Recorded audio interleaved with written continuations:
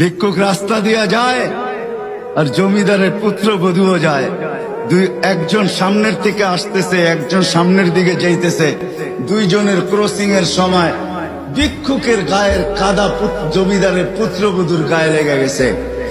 সে দুনিয়া আন্ধার করে ফেলছে, স্বামীকে ডাইকা নিয়ে আসছে, বলছে ভিক্ষুক আমার কাপড় নষ্ট করে দিছে। সে শুধু ভিক্ষুক ছিল না, বৃদ্ধ ছিল। বৃদ্ধ ছিল না শুধু, জীর্ণ ছিল, শীর্ণ ছিল। শরীরে কাপড় ছিল না, ফাটা চিরা কাপড় ছিল। পায়ে জুতা ছিল না, পেটে ভাত ছিল না।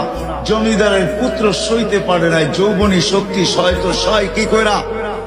তার স্ত্রীর গায়ে ভিক্ষুকের কাদা, বস সমগ্র শক্তিকে হাতে জমা করা, একত্র করা বৃদ্ধের গালে বসায়। বৃদ্ধ কিচ্ছু বলে নাই, শুধু উপরের দিকে তাকায় দুই তিনটা শব্দ উচ্চারণ করছেন।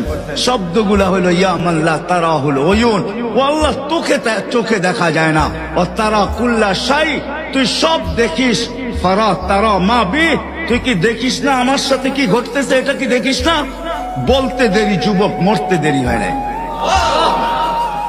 জমিদার চলে আসছে, প্রতিশোধ নিবে।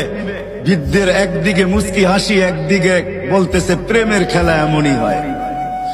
জিজ্ঞাসা করছে কিসের প্রেমের খেলা রে?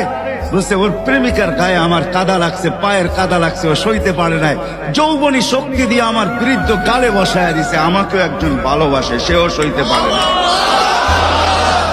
সেও সইতে পারে না। ও তো থাপ্পড় দিয়া খেলতো, সে জান নিয়ে নিছে, জান।